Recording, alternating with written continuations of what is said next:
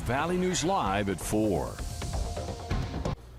Well, taking a look outside at our sky cam right now. Today, it's been a mild day across the valley, but there have been some rain showers for some. And for a look at tonight's showers and first alert weather days to round out the week, let's check in with forecaster Summer Schnellbach with the very latest. Summer, what can you tell us at this time?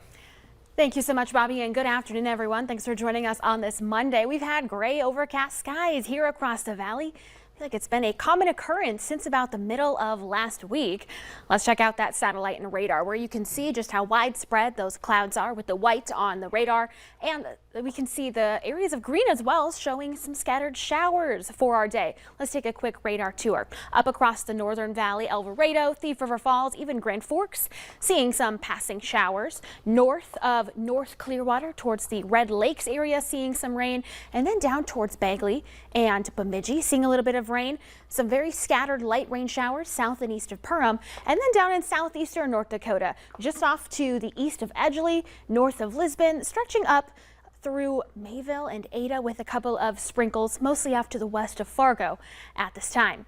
Temperatures have been seasonably comfortable. We're at 72 right now in Fargo and Detroit Lake, 75 in Fergus Falls, 66 in Jamestown and Bemidji with a little bit of that rain-cooled air. But take advantage of these comfortable temperatures now because we have a cold blast on the way. We've called first alert weather days for Thursday and Friday. Here's why. Right now, we're in a bubble of warmer air, but by late week, ooh, yeah, those blues surging in for most of us. Hard freeze with temperatures in the 20s and 30s, a little warmer down to the south and east. Bobby, I'll have a look at just how cold some of these temperatures might be coming up in a little bit, so stay tuned. Well, I already found the big jacket, the sweatshirt, the beanie. I am prepared for what we can expect later on this week. Summer, thank you so much. We'll talk to you in a few minutes. Well, one Fargo man will be spending at least the next 13 years in prison for stabbing a woman back in February. 28-year-old Tyler Molnar pleaded guilty to attempted murder, aggravated assault, and theft. And this morning, a Cass County judge sentenced Molnar to 20 years in prison. He will be eligible for parole after 13 years. On February 12th, witnesses called police after they say they saw a woman jump out of an old red van on 42nd Street South while the van was moving at about 30 miles per hour. When police arrived, they say they found the victim bloody and hysterical. Court documents say the victim was sleeping in the van when Molnar started yelling at her and threw her phone out the window. He then stabbed her in the shoulder and back. When the victim asked Molnar to stop, he told her that he was going to kill her. And one man will spend the next year on supervised probation after an early morning stabbing of a Fargo man earlier this year. Fargo police responded to the intersection of 25th Street and Demores Drive South on May 6th after a 24-year-old man called 911 saying that he had been stabbed. 23-year-old Jonathan Peterson was arrested in Beltrami County, Minnesota 3 days later and charged with robbery and aggravated assault. Now, a plea agreement with prosecutors dropped the first charge and amended the second to a misdemeanor count of assault.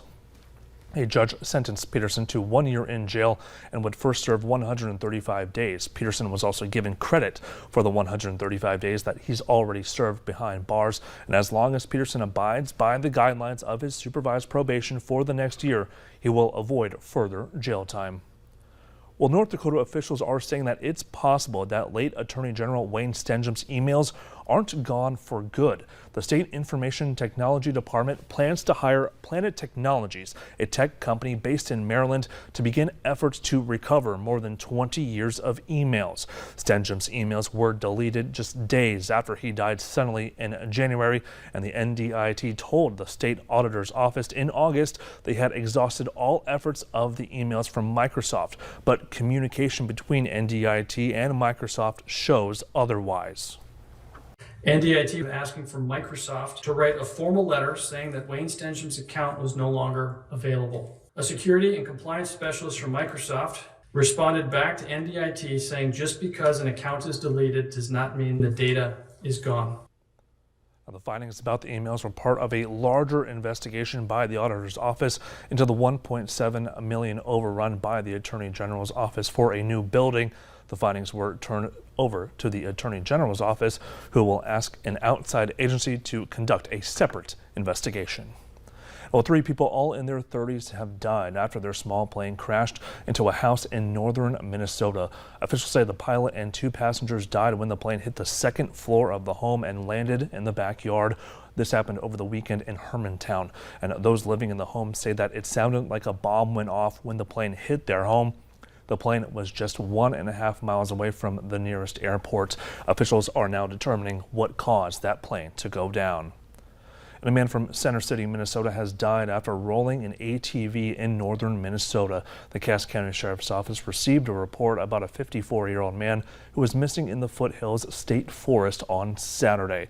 People camping in the area said that he left the campsite around 8:30 a.m. and was supposed to return shortly after. When he didn't come back, the campers became worried and started to search. Around 5:45 that night, the man was found dead. The Sheriff's Office says that it appears he crashed the ATV on a curve and rolled down a steep ravine. A Fargo man is in jail accused of stealing a car. Police pulled over a reported stolen vehicle in the 3900 block of 13th Avenue South yesterday. 25-year-old William Seward was taken into custody for possession to a stolen vehicle and drug paraphernalia.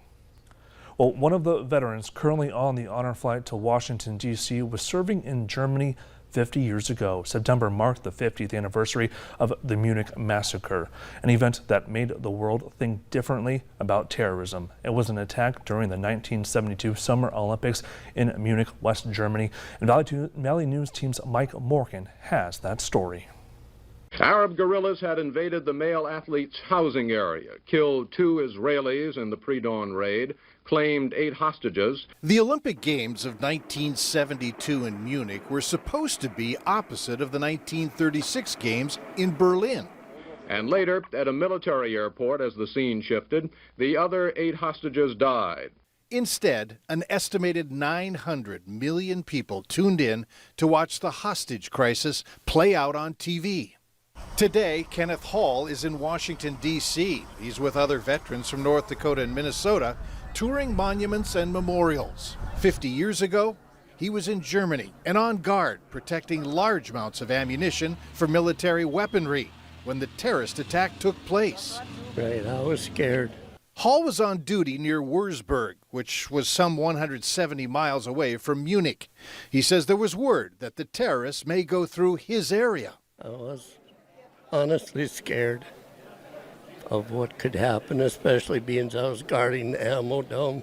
The events of the Munich Massacre would be limited to the Olympic Village and the Munich airport, but it did open the door to terrorism becoming a new approach to warfare. Well, I guess I was more worried about going to war after that, because before that I had missed going to Vietnam, so I thought I was home free, but it turns out they can get you anywhere you're at, I guess. Kenneth Hall finished serving his country a year later and would return to North Dakota.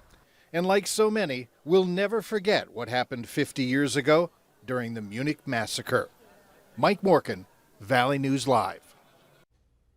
This group of honor flight veterans come from 53 communities in North Dakota and Minnesota and every branch of the military. They headed to the National Archives, the Navy Memorial, Air Force Memorial, and Arlington National Cemetery to watch the changing of the guard, as well as a guided trolley tour. And stick with Valley News Live throughout the day for Mike Morgan's coverage from Washington, D.C. Well, when it comes to road rage, North Dakota has the least of it in the entire country. A new report from Forbes advisors asked drivers across the country if they'd experienced road rage, tailgating, honking, rude gestures, and being cut off. And 85% of the drivers surveyed said that they've experienced at least one form of that road rage, but North Dakotans were least likely in the nation to report that another driver had forced their car off of the road, insulted them, or even honked at them. Utah was ranked #1 as the state with the most confrontational drivers.